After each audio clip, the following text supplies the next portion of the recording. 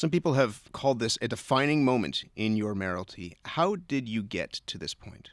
Well, I mean, I got there exactly the way that you outlined, where, people have said, well, it's fine that you have these bold, sort of visions to build transit and transit in a 15-year plan, not the kind of one project at a time we used to do, but how are you going to pay for it? And so I went through the same analysis that the city staff did, and I waited to see their analysis as well as to all the different means that there are. And there aren't, frankly, that many. And came to the conclusion that road tolls are the best way to go about this in terms of producing enough money in a kind of fair and effective enough way, and in a way, quite frankly, that says to people who are using our transportation facilities, especially those two roads, who don't pay taxes in our city, that we need you to make a small contribution to the cost of those roads and of transit that could allow you to have alternatives to those roads. I don't want to dwell too much on the past, but people will know that you opposed them before when you were running for mayor. What's changed between now and then, aside from the fact that you are the mayor? Well, I think that's a big change. Obviously, I'm the mayor now, and I have to sit and actually make these decisions and answer the question, which I always thought was a fair question, because people would ask me, as you would pose it on Metro Morning, how are we going to pay? And I think that's changed. I think as well, what has changed is the crisis that I think we're at now with respect to traffic. I mean, I think we had problems 13 years ago when I expressed doubts about tolls as a means of paying for things, but now we've got a crisis on our hands. We simply have to build this transit, and there are a limited number of ways to pay for it. And I think this way has the advantage of both being fair and of being effective in terms of raising a fairly large sum of money, and of addressing this inequity, I'll call it, where we had people using our roads, for example, that weren't paying any of the share of the cost. How much money will it raise? Do we know? Well, I gave the example yesterday of a $2 toll each way. And of course, that's all far from being decided. Both, do you charge a flat rate? Do you charge by distance driven? And so on and so on. Those are all things the officials will have to give us advice on now. This thing hasn't even been approved for that further study. I've got to take it to council in a couple of weeks and get them to send it on. But it will raise, hundreds of millions of dollars per year. And so the total over time, if you take it over 30 years, will be billions. And that's going to be a solid start on what we need. Don't forget, when we talk about, as I do, this $33 billion number of all the projects that have been approved by city councils over time, right, but not funded, that's the full price tag. And I'm very optimistic that the other governments will make a contribution to these projects, as they should, and that our share will be a lot less, and that this will make a substantial, beginning at being able to pay for these things. You have said a couple of times already here, but also you said it in your speech yesterday, that in part this idea works because there are people who don't live here who are using our roads, and that it's incumbent on them that they pay some fee to help with the upkeep of the roads, but also to help build the city that they end up working in. We spoke yesterday with Roger Anderson. He's chair of Durham Region, and he explained why he completely disagrees with that idea. If they think putting tolls on roads is going to get people on buses, they don't have the buses to hold the people. They don't have the subways to hold the people. To me, it's a non-starter. What it's going to do is divert traffic off the Don Valley, off the Gardiner, onto Kingston Road, onto Bayview Avenue, onto Yonge Street. They'll go across the 401 and down side streets. It's a great opportunity for companies in Toronto who employ mostly 905 people to move out to the 905. Number of things to unpack in there, but what about this idea that there could be an exodus of companies out of the 416 to the 905 because of the tax that they're going to pay to come in? This is Chair Anderson, who's an old friend. This is Chair Anderson expressing the hope that might happen. The fact of the matter is, Matt, the trend is the other way. People are saying that, young people especially, are saying they want to live in downtown Toronto. And they want to be employed here, and they want to be able to walk to work, quite frankly. So I think he's dreaming that people are going to want to move to 905. And look, I have nothing against 905 at all. But he also said yesterday, well, do those people down there in Toronto actually expect that we're going to pay for their roads? That's their problem. And I said, no, wait a minute. These are roads the City of Toronto taxpayers pay for in the billions of dollars that people from elsewhere who pay no taxes here use. And I just think it is fair that a very small contribution on their part to the cost of keeping those roads up so they can use them is appropriate. And finally, I'll just say my hope is not that people are going to go on to Bayview Avenue or any other street, that they'll go on the transit. We're all going to build, the province and us, and take transit to work and not use their car. But in the meantime, that transit will exist by the time these tolls are in place. And so we've heard from a number of listeners. From Catherine, my husband says if we do drive, we'll take Lakeshore, which I'm sure everyone else will do as well. Isn't it a fair assumption assumption that people will avoid those major roads and clog up the arteries, whether it's Yonge Street, Bayview, Lakeshore, to avoid paying the tolls? Some people will avoid the roads and drive their cars on other roads, but a lot of other people actually will use transit, because the fact is, some of the GO Transit expansion that is called for, regional express rail, smart track, and so on, they will actually be in place and operating within the time frame not far off these tolls. So, because the tolls are not going to be in place immediately if they get approved, it takes time to pick the technology and install it and so on. So actually, there will be more transit options available to precisely that person, Catherine, who's talking about the Lakeshore. Much better service that I hope will induce her and her husband to use transit.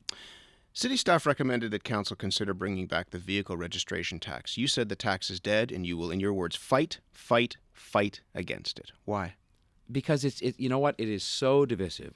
And what I'm trying to do, and I'm not saying tolls are a walk in the park, but I am just saying that the notion of resurrecting debates that for one reason or another, and I can't really explain why that became such a, sort of a divisive, polarized discussion, the whole business of the car tax, and it became the sort of cause célèbre of Rob Ford's mayoralty to do away with it. And I just think it is unwise at this stage to talk about bringing that back, given that it became so polarized. Ask me why, I don't know, it just did. And so I think that in this case, you've got the proposal of road tolls, which affects a smaller group of people who make use of a road, and it is on the user pay kind of principle, which I think is a principle that increasingly is going to be a feature of lots of different government policies, that those who use should pay. And so I just think it's a better way to go. Isn't the reality, though, that if you avoid taxing residents of Toronto, you end up putting the burden on people who don't live here? That's what people are saying. Is it? That's why you're avoiding parking tax. That's why you're avoiding a vehicle registration tax. That's why you would avoid a tobacco or an alcohol or a municipal income tax, because those are things that would affect Torontonians. Actually, I can tell you, Matt, tobacco and alcohol were avoided, to use your word, or were not chosen because they're so cumbersome to try and administer. By the time you get the administrative mechanism set up, you don't even collect very much money. And they don't collect much money to begin with, tobacco especially. Alcohol, a little better, but the province really didn't want to play. But I can just tell you that what is wrong with the notion, actually, of saying to people in 905, the province used to send us quite a lot of money to take account of the fact that this is the epicenter of the GTA.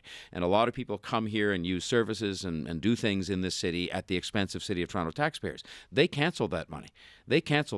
And I'm just saying now that when it comes to this in particular, building transit and paying for the cost of these roads, that I think it is fair that those very same people who live outside of the city and don't pay any taxes here should make a small contribution to the cost of those roads. So yes, if you said that, obviously I would be looking not so much to slough off the responsibility onto those people, but to say it's fair they should pay, yeah, I think it is very fair.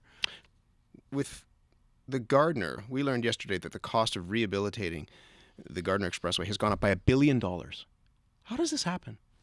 Well, I mean, the difference is with the administration I'm trying to run that you're hearing about this now, whereas under previous administrations you'd have heard about it 3 years from now when the construction was half done. It's kind of like the house renovation that gets underway and all of a sudden in the middle of it you discover some part of it that you didn't realize when you open up a wall. In this case, I'm saying, look, I want you to do this work before we start, so we know when we start that we have a reasonable assurance of what the price is going to be. So on the west part of it, where there's been no debate about the fact we basically need to replace that road, the cost has just gone up as they've further refined the design and gone out and talked to people in the engineering business. On the east part, more or less the same thing. And then the other factor, Matt, is that we had thought we were going to get some money from the federal government under programs in place with the previous government, and that program seems to have kind of gone away when the government changed, and so we're not counting on that. We're being prudent in saying we may have to pay for it. $1 billion? Well, it's a lot. I understand that. But, I mean, it was always a multi-billion-dollar project. There's nothing new about that. But, look, the bottom line is much of that was and is budgeted for in the city's existing capital budget, because we knew that work had to be done. And so if the tolls go on, there's still going to be plenty of money, billions, that are going to be available to pay for transit. If we put in an extra $1 billion, and that's just now, it may go up even further, what won't be funded? Because there's only so much money to go around. And if the cost of repairing the Gardiner keeps going up and up, what aren't we going to be funding? Well, I would say at the moment there's nothing we won't be funding. It's only a matter of timing. I mean, what I'm determined to do is to take the list of the $33 billion, which includes things like flood-proofing the Portlands, it includes long-term care for the elderly, it includes the Gardiner, and actually prioritize that again, make sure the City Council goes through the exercise of saying what are the first few we should do, including, of course, in particular, transit projects. And so I think it really just relates to timing. But I will say that the one thing that's for sure, I had three choices as to what I could do to raise money for transit so we could do all the things we need to do at some point in time. And that is massively raising property taxes, which I choose not to do for big projects, selling assets, which I also choose not to do. And I came upon this other revenue-raising method, which is road tolls, which not everybody will like. But I'm being honest, and I'm saying that's the choice I made from among the choices available. I've outlined what they are and that we need to move forward. But it's not going to be nearly enough. So where else is the money going to come from? Well, I'm obviously very hopeful that the other governments, and I have some hope with the federal government, that they have allocated, as you know, and as the listeners will know, a lot of money to infrastructure and transit and housing. And we still don't know all the details of that money, but I think there's going to be significant monies coming from there. The province I'm not as sure about because they have, I think, bigger financial problems. We're going to continue to move ahead. I mean, the one thing that I know for sure, if we don't do the tolls, then I will, and I want to put the question back to those who are opposed. Okay, it's really the same question you're asking. If you don't want to do the tolls, that's fine. It's a free country and people should have their own opinions about these things. What would you do? Because when people sort of say that they are opposed to this, I think they have an obligation to spell out to the people listening and to the people that they represent how they would build this transit, or they're just not going to build it. Shelley Carroll will be here in an hour or so, and she says that the road tolls issue is a distraction because it's not going to, money wouldn't flow for at least 10 years. And there are other things. That is ridiculous. But we'll find it from her. It'll flow a lot sooner than that. But there are other things that we could be doing, whether it's an income tax, a sales tax, etc. Well, she knows better than that, Matt.